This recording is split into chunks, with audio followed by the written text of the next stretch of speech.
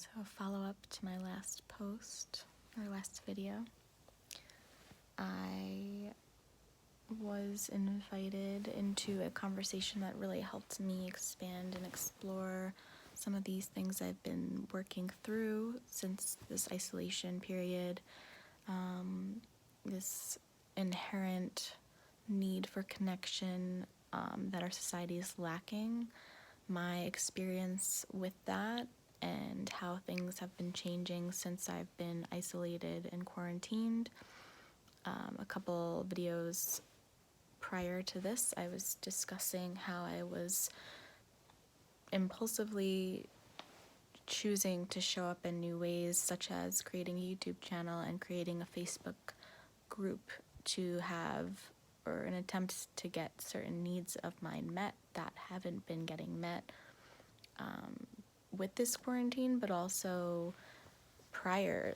This was something that I sort of reserved for a partner, and found it to be unhealthy to rely on one person to fulfill all my needs, and it was sort of codependent. There's other things in relation to that term, but I'm not going to go into that. So with this new experience of mine in sharing more of myself virtually, without it being in an intimate person-to-person setting, there are benefits and risks associated, as with anything, and some of the risks have been pointed out to me. Some of the things that prevent me from having these needs met in normal life and day-to-day experiences is my fear of being a burden to others. I have shared, and it's the truth, that I don't want to impose on someone. I want to have these types of connections and conversations and be able to share my vulnerability and to have intellectual conversations with others, but I don't want to put pressure on one specific person to meet that need. And so in that is my pattern of feeling responsible for other people's emotional experience, and that's a codependent trait, and it's unhealthy. It's not my job to act based on what other people may experience. It's definitely important for me to respect other people's experience and choice, and to approach encounters without expectations. So if I'm wanting to be vulnerable and have a conversation surrounding intellectual exploration or just sharing my inner worlds, I have to approach someone with direct action and receive their experience, accept that their experience doesn't reflect mine, but it's valid, and I have to be able to hold potential rejection, their experience, and not take it personally, and not lose sight of respecting them in that moment. It's not simply about getting my needs met. I'm responsible for doing that, but no one on the other end is responsible for helping me do that. But that doesn't mean that I have to do it alone.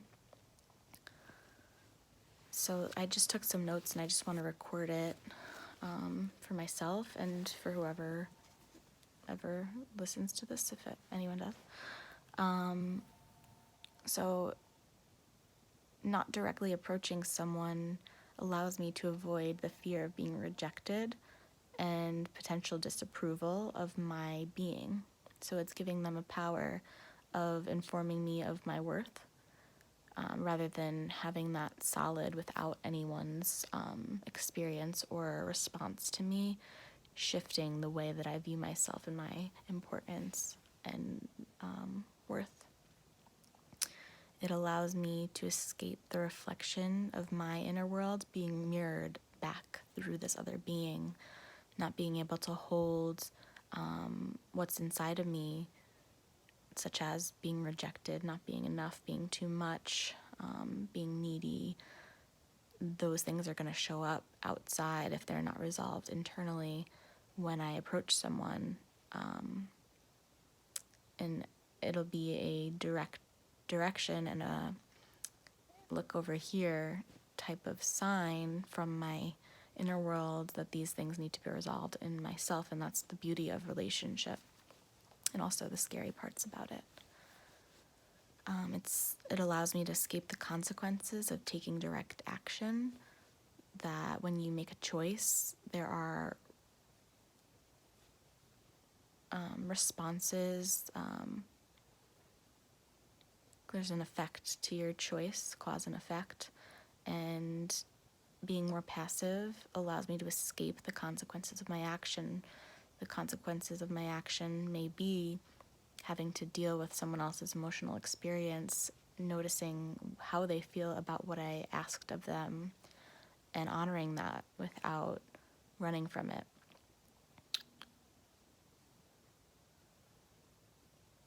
Trying to control how they respond or avoid not being able to control how they respond, and the truth of the matter that we're not responsible for it.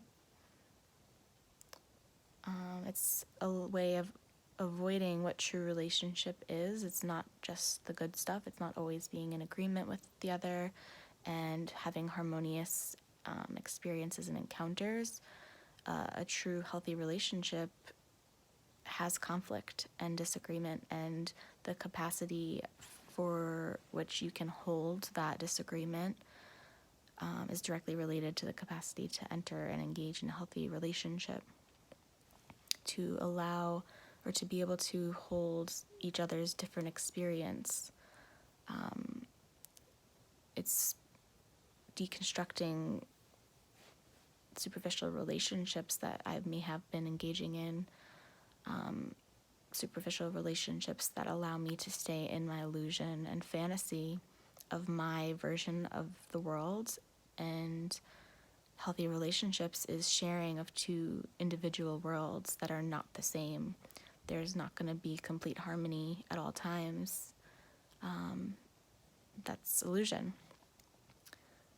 And it's understandable that there's going to be moments of disagreements and lack of resonance, not complete understanding of my experience. And a true healthy relationship allows space for that. And as I said, the capacity for entering a healthy relationship is directly related to the capacity to hold the differences of your experience and the other.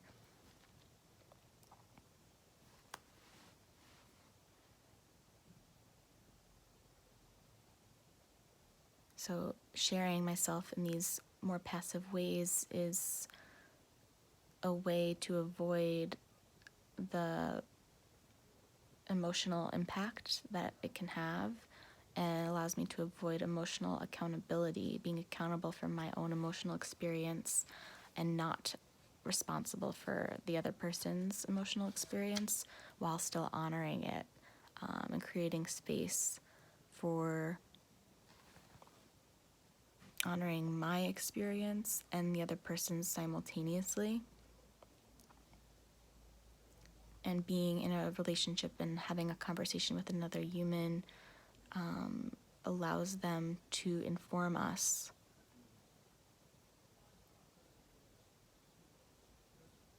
Being in a conversation, we sense their emotional experience, their emotional reaction and response to what we say. And to be in a healthy relationship, healthy conversation, we have to integrate that before moving into the next train of thought. Otherwise, we're not in a conversation with that person, or not in a relationship with that person. We're talking at them. And this is something that frustrates me, especially with my mom.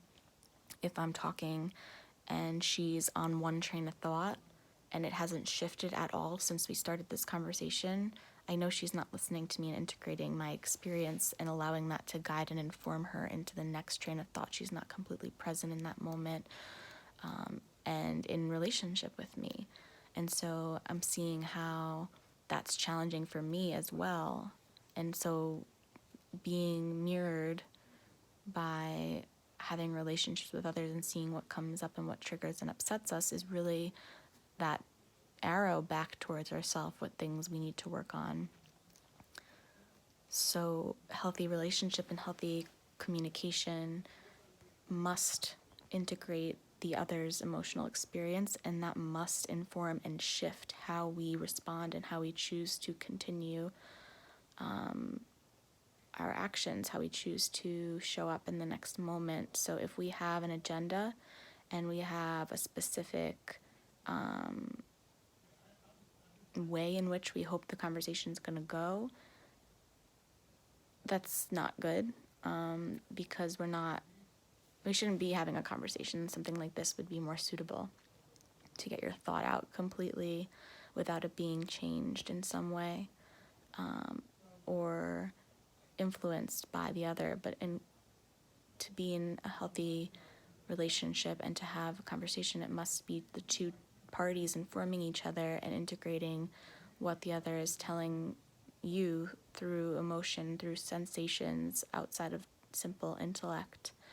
And that will impact and shift you. Otherwise, you're not in a healthy relationship.